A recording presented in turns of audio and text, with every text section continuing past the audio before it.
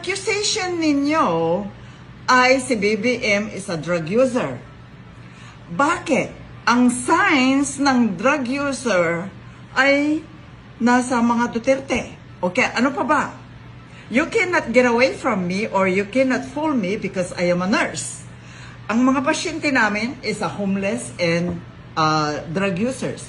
So, alam ko ang itsura ng behavior ng drug users. Okay?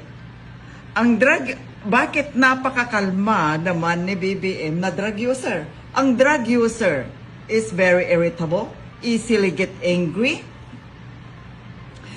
Ano pa? No patience. Yung lahat ng mga signs ng drug user ay nakila Duterte.